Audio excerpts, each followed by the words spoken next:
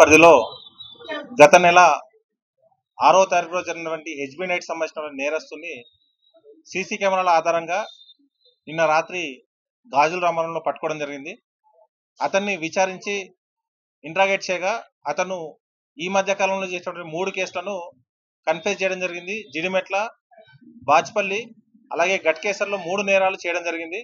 ఆ 3 నేరాలకు సంబంధించిన సొత్తును కూడా స్వాధీనం చేసుకోవడం జరిగింది.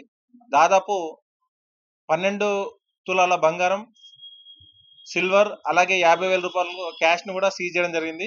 ఈ యొక్క కేసును చేయించడానికి సీసీ కెమెరాల ఆధారంగా ఎక్కడైతే మేము సైతం అలాగే కమ్యూనిటీ పోలీస్ సంబంధించి పెట్టినటువంటి సీసీ కెమెరాల ఆధారంగా ఆ యొక్క నేరస్తుని కదలికలను గుర్తించి అతన్ని పట్టుకోవడం జరిగింది.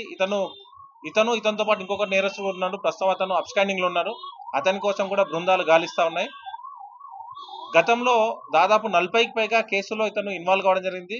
దుండిగల్ కేసు నుంచి పీడీ యాక్ట్ లో కూడా ఇతను గతంలో అరెస్ట్ కావడం జరిగింది. ఈ నేర ప్రవృత్తిని మార్చుకోకుండా ఇలాగే నేరాలు చేస్తున్న వ్యక్తిని అతని ఎంఓ ఆధారంగా అతని సీసీ కెమెరా ఆధారంగా పట్టుకోవడం జరిగింది. ఇతన్ని అరెస్ట్ చేయడంతో పాటు పీడీ యాక్ట్ కూడా మళ్ళీ ప్రపోజ్ చేయడం జరుగుతూ ఉంది.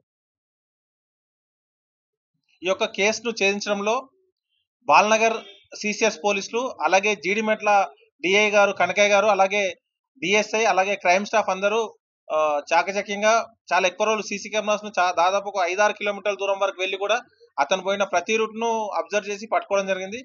ప్రాపర్టీ కూడా ఇంటాక్ట్ గా రికవర్ చేయడం జరిగింది. ఎలాంటి ప్రాపర్టీ దొంగతనం చేసి ఆ ప్రాపర్టీ కూడా ఇంటాక్ట్ గా రికవర్ చేయడం జరిగింది. ఈ సందర్భంగా ఈ కేసులో హార్డ్ వర్క్ చేసిన వాళ్ళకి ఆఫీసర్ ద్వారా రివార్డు కూడా అందించడం జరుగుతుంది. సైబరాబాద్ సిపి గారి ఆదేశాల మేరకు మా డీసీపీ గారి యొక్క ఇన్స్ట్రక్షన్స్ ప్రకారము పోలీస్ స్టేషన్ పరిధిని గుర్తించడానికి ప్రతి రోడ్ నుంచి వస్తున్నప్పుడు పోలీస్ స్టేషన్ పరిధి ప్రారంభం ముగింపు అని బోర్డ్స్ ఏర్పాటు చేయడం జరిగింది. దాంట్లో టెక్నాలజీని మేలవింపుగా చేస్తూ ప్రతి బోర్డు దగ్గర క్యూఆర్ కోడ్ ఏర్పాటు చేయడం జరిగింది. ఆ క్యూఆర్ కోడ్ ను పబ్లిక్ స్కాన్ చేసుకున్నట్లయితే ఆ క్యూఆర్ కోడ్ స్కాన్ చేసుకోగానే మా యొక్క పోలీస్ స్టేషన్ మ్యాప్ ఓపెన్ అవుతుంది. SHO phone number, DI phone number, detective inspector phone number అలాగే సెక్టర్ ను ఇండివిజువల్ గా మార్క్ చేస్తూ ఆ యొక్క సెక్టర్ ఎస్ఐ సంబంధించిన ఫోన్ నెంబర్ కూడా అందుబాటులో ఉంటుంది. అంటే పబ్లిక్ ఈజీగా అందుబాటులో ఉండడానికి, పబ్లిక్ పోలీస్ ని ఈజీగా అప్రోచ్ కావడానికి ఈ యొక్క క్యూఆర్ కోడ్ ద్వారా సైన్ బోర్డ్స్ ఏర్పాటు చేయడం జరిగింది.